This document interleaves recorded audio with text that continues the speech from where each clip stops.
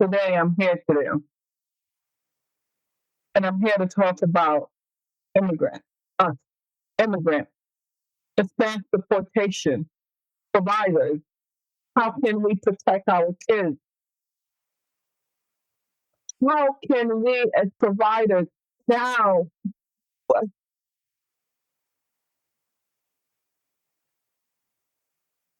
I'm sorry, how people that are married to immigrants are scared of their spouse being pulled over, driving and being pulled over.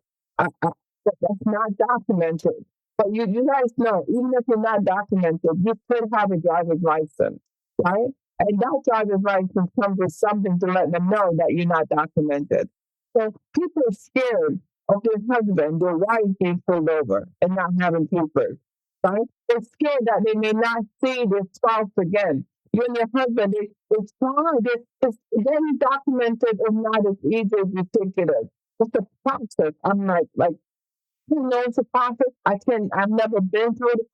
My grandmother been through the process for me, right? I've never went through the process myself because I was a kid when I get here. I just know that I'm here in the land of opportunity, right? I'm here to make everything better. I'm here to empower me. I'm here to make sure that my children don't suffer. I'm here to grab that American dream. I'm here to show you guys that, listen, immigrant will come here even as a child, they're ambitious. But we as providers are scared. How can we protect our kids? But parents are saying, I'm not bringing my kids home, right? I know that they said that they can't come into my home because I'm a family childcare provider. You got centers, you got group homes, you got schools, you got hospitals, you got churches. The church where is more sacred, where they go to churches to worship the one and only creator. He's being pulled out. They're afraid. Now think about it. What about those kids? What about the kids? How can we protect? You have to protect those kids. You have people that's not going to want to come out and talk.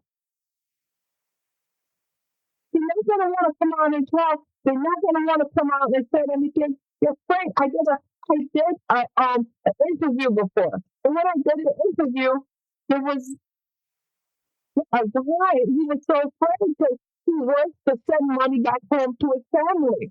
He works to send money back home to my mom. Support my mom. I'm documented. I have my citizenship. But not everybody does. That's why I don't. I have my green. I'm gonna be like, well, good to you. I don't know what their situation is, why they don't get it. I agree with people that any time to go back home. I agree. I'm a 1,000,000% for that. If you committed a crime, guess what? No. But people are afraid to show their face and talk about it. If we don't come together and talk about this, now you have more families, VCF people going to be on the list. Because guess what? We got to find some way to protect those kids and make sure that each and every one of their children don't go missing and reunite with their family. Right? We got to make sure that those kids are with the family. So now the schools have to protect these kids. I've seen in the media where people are saying that not in my school. The kids are not showing up to school. And you go to your local department store, they have Home Depot in the morning, so that's when they're there in the morning. They need to look for someone to go paint a job, fix the sink. So you can't do. But if you call your local big contractor, they're going to be like, no, we don't do those small stuff. They're not there. I'm scared. It's terrified. You're terrified. You're so afraid of what's going to happen. We're in this great country that's supposed to protect the kids, the family. That's about family. And now pulling it apart, right?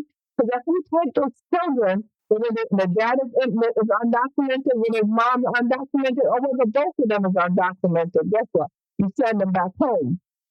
So we leave those kids without a parent. Foster home. Yeah, foster home. Not every foster home is good. I'm quite sure most of y'all hear the horror story. And I'm quite sure you have foster kids that are watching and are listening, that some of them are good. And if one that aren't, they could tell you the story for themselves. I did these interviews and I try to sit there and I speak and I feel like us family providers, I feel like providers are too quiet in this issue. And we hear it too. We hear them come to us, begging us with what they need to do. We hear them trying to figure out what can we do. We're not bringing in our kids today. We can't afford to bring the kids today. Why? Because we're afraid of our kids we're afraid of getting taken.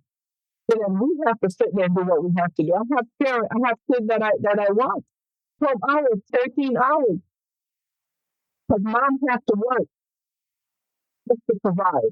Like I said, create a program. You don't want it to be no welfare system, no government aid, nothing, whether it's Medicaid, whatever. Create a program for those people.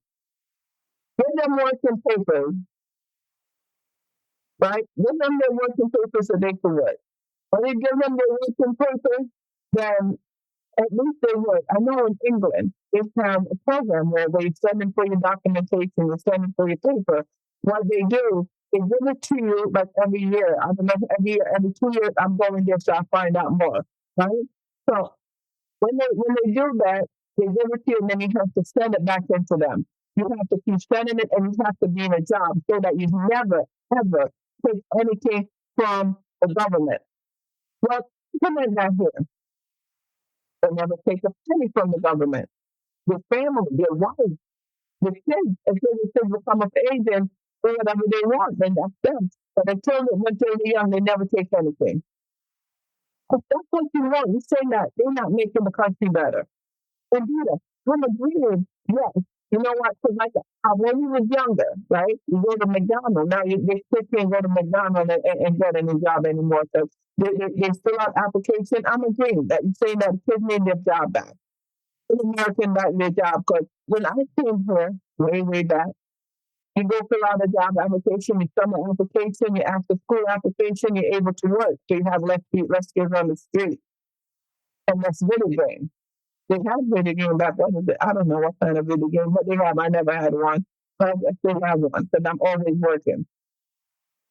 Right? So what I'm saying, I agree that nowadays the kids can't get their job. They have a newspaper out where the children of newspaper, but people don't do paper anymore. They're doing digital, watching, paying everything. So if you're trying to say give the youth them their job, I'm going to use their job to get them off the road, so then teach them. But if you want to give the youth, give it to them. Right? But provide for give those immigrants a chance. Give them a fine opportunity. What about the parents that just come here and just want to work? What about them that never committed a crime? If they committed a crime and they did something illegal, I'm all for it. Send them back. That's not better in your country. Just like you have a business. If someone keeps taking from your business, you're not going to keep them there. You're going to fire them the moment you find out. So I'm for that. I'm like, if you want to say go the right way, go this way, do all of that. Yes. A lot of people. When you guys go to these islands, you guys want to see the tourist place that they only focus on you guys just to get you guys money. When you go to Jamaica, you go to Haiti, you go to Cuba, you go to Mexico, you go to America, DR, you go to Colombia, you go to one of these countries. And Brazil, anything. But that's not American. Even one of them that's American, they still have bad kids. I'm talking about the one that's not within the United States. So the focus on, they're making you guys see the fairy tale stuff. When these immigrants come here, when we come here for betterment. We sit there and we say, you know what? We want a piece of that opportunity. We see these things on the TV, because I could tell you when I was younger, right? When I was young, I used to look up in the sky and I'd be like, one day I'm going to be in that plane. Always. I was like 5 years old and I used to sit when I'm playing by myself. I used to hear the plane fly. Because we used to live nearby the airport, the Kingston. I used to always tell myself, when I grow up, I'm going to be on the plane. I didn't have to go up, but I was on it. I wasn't up that old before I get on it. And I always used to speak of that. One day I'm going to be on it. I always watch TV and say, one day I'm going to have a house like they have. I'm going to do the thing like they do. That dream, and he gave me that dream. He implement that dream. The American dream I see when I was back home. But I didn't have the opportunity to get when I was back home back in my days. But I wanted it here. To me, that back home wasn't my home. Because I was not going to have that opportunity like I would have here. Not that you do. I'm not saying it's not better now. It's a lot better now. But when I was doing it, I didn't have that opportunity. People are running away from their life to save their family. People are looking to get better. And when I say, I wanted that better. Do I get it? Yes, I do. My kids have betterment? Yes, they do. I wanted all that stuff that I see that you guys have.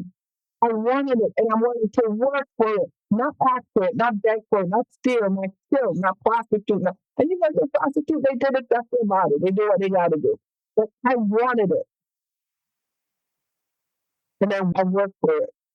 When I'm saying that these kids are not showing up, parents are afraid of sending their kids to school, sending their kids to the daycare, sending their kids to church, sending their kids to the store. I'm afraid of going outside. I feel like we're living in the COVID era again. When people were afraid to go outside, afraid to talk to each other, afraid to do anything, afraid to even shake hands. Is this what we come into? Yes, the president is doing his job. Yes, ISIS are doing what they were told to do because they have a job to do. Now, I just want to know, my problem is, how do we protect these kids? Who's for the kids? Yeah, the parent too.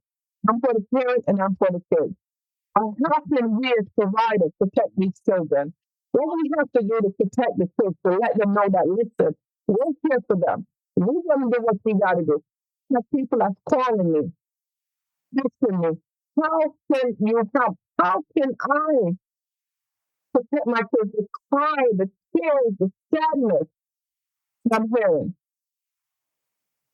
You give someone my word of comfort. And now it makes me realize that my word of comfort is not what it is anymore. With my comfort in words, then I tell them that you have nothing to worry about. And my comfort in words when I tell them, listen, you're still going to be okay. You're not going to be separated. And my comfort in words when I tell them get on their knees and pray to God for the only creator that's above everything. And he created everything. Now, when I comfort in words, when I say, you know, I'll go to your pastor and let your pastor heal his hand over you and you have a community that will protect you. Not even a community they could go to anymore. When they signed a bill and said, no, you're not welcome.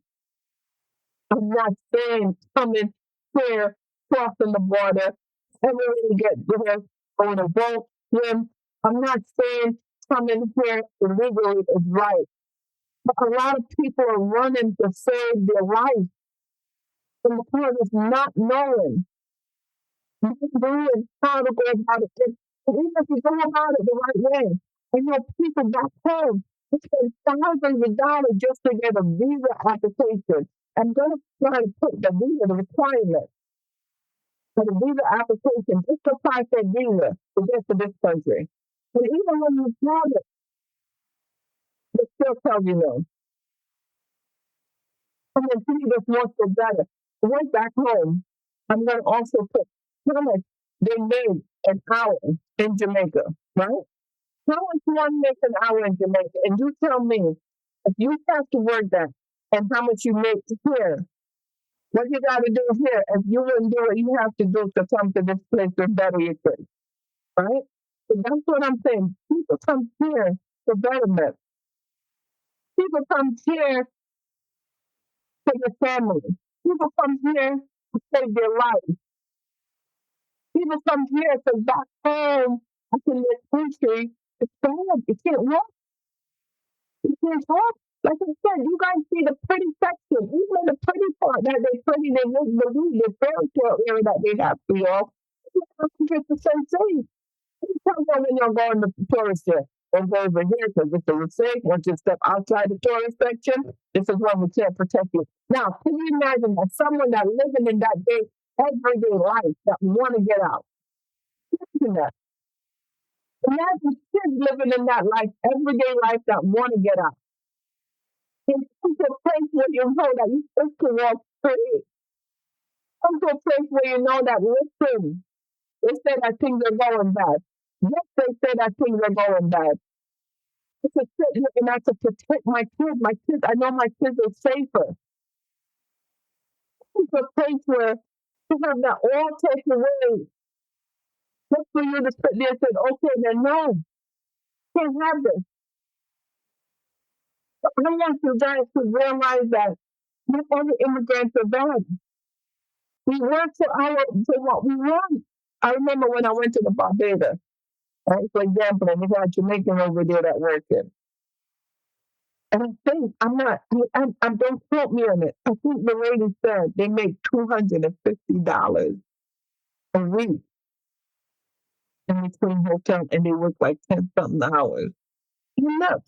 $250 a week, right?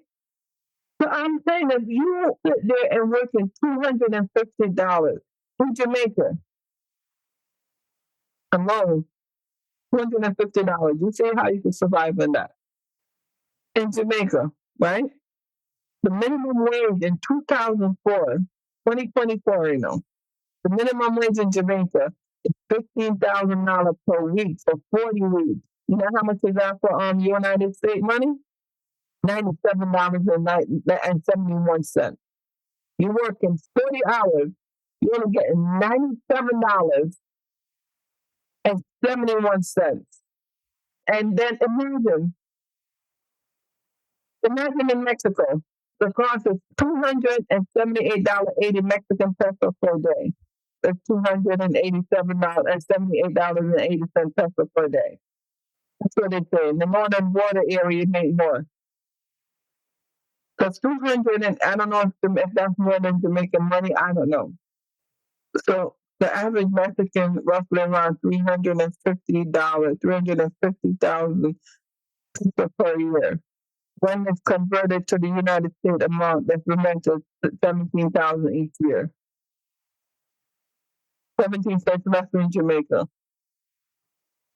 Because Jamaica is working $97, they're making 17,000 each year. In 25, the average monthly wages in Mexico will be $883 US dollar. Average salary is about $10,000 US dollars. So $883 in US dollars. That's what the Mexican is making. That's their monthly wages. Jamaica is making $97 a week. Not even $100. $97 a week. I want y'all to think about why we work so hard. The reason why I tell you all this and how much they make is that you could actually see why we work so hard when you come here. You can't imagine living off $97 a week. You can't imagine that. Working 40 hours just to come home with $97. I can't imagine working 80 hours just to come home with $833. I can't imagine working $10,000 a year and have a family of 5. I have a family of 4. I have a family of 10. No, say 12, because my daughter's now with my grandson. So imagine me working there. Yeah, my daughters are on their own. They married. They have their house. Blah blah blah. Yeah, they have all of that. But I'm just saying, imagine me saying I want a family outing and just working $883 a month. So when the immigrants come here, we come here to work. We come here to give it our all. We come here to make sure that our kids could have better. Our kids don't have to suffer like we do. Our kids know what it's like to have the American dream. Our kids can live better than us. Not every one of us are criminals. Not every one of us are thieves. Not every one of us are thugs. I'm not saying you don't have it. You do. Not every one of us lack ambition. Not every one of us don't want to get it. Not every one of us are lazy. Most of us are hardworking. Most of us want to get it. Most of us want to be successful. Most of us just want to be treated fairly. Most of us will do 10 10 jobs if we have to make sure that our household is being taken care of. I'm saying, let's put a foundation for these immigrant kids, the children that are being going to be mentally messed up for scarred for their life, emotionally scarred for their life. Then what are you going to do? Put them on medication to control it? Pharmaceutical drugs to control it? When they've had a two-parent household, which is America is about two-parent household, right? You're about family. So why ripping family apart? That's the motto we preach, family first. So now we're taking family apart. Now we're not putting for their family anymore. When these parents are afraid to come to my daycare, afraid to bring their kids to school, afraid to go anywhere, afraid to go to the grocery store, afraid to go out and buy milk. Tell me this is not COVID again. This is worse than COVID, a matter of fact. What are we doing to our country? What are we doing to our kids? I'm going to get a bunch of backslash. I'm going to get a bunch of hate. I'm going to get a bunch of mean comments. I don't care because I don't read it. Okay. I'm going to get all of that. What I'm saying is that only thing I'm saying, give us a fighting chance. The one that are willing to do a fighting chance. I'm going to hear go out, see what it is. I'm going to give it, like I said, I'm going to drop in it the requirement that it takes to come here. And even when they have all of that documentation, because you know it's about money. Even when they have all that documentation, everything that you require, that's what they tell them. No, deny it. Come back again in 6 months. 6 months later, you come back with the same documentation, or even more on top of it. We come back with more documentation. Denied. Come back in another year.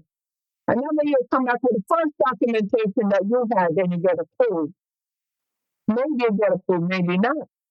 A lot of people that come here on their visa application and overstay because they're afraid that when they go back, they're coming back and forth working, doing the hotel like y'all staying here. Look at it. Mostly immigrant doing it. I'm not saying they do a perfect job, but because I've been in somewhere, I'm like, I'm saying this way. They come here, they come and work, and they go back. When they go, they're like, you know what? I'm afraid that if I go back, they're not may approve me of my application. They may deny me. They come for 5 months work and go back home. Maybe they're gonna deny me.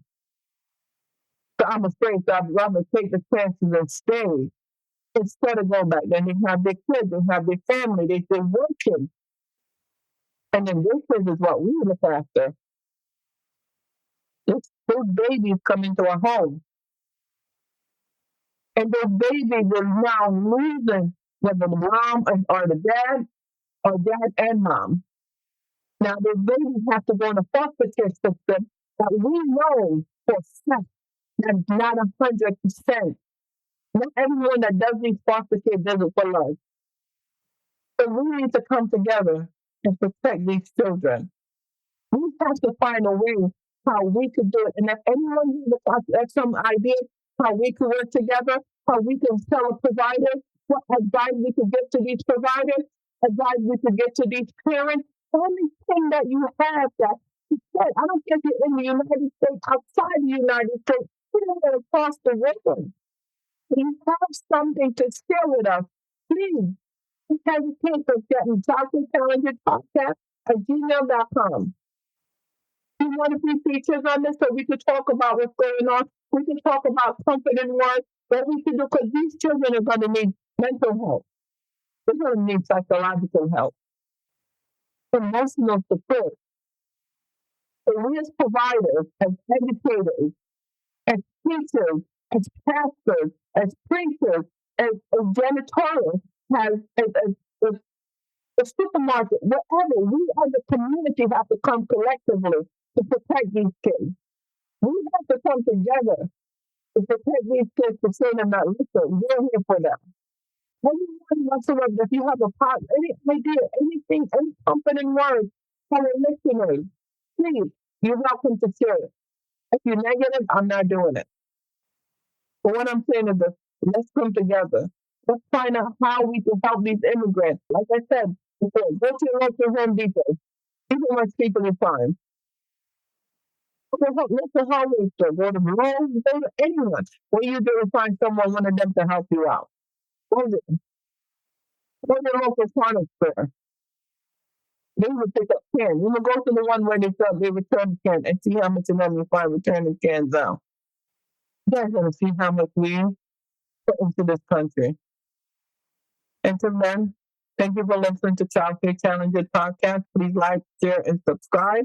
And if you would like to feature on my show, please don't hesitate to contact me, Childcare Challenges podcast at gmail.com.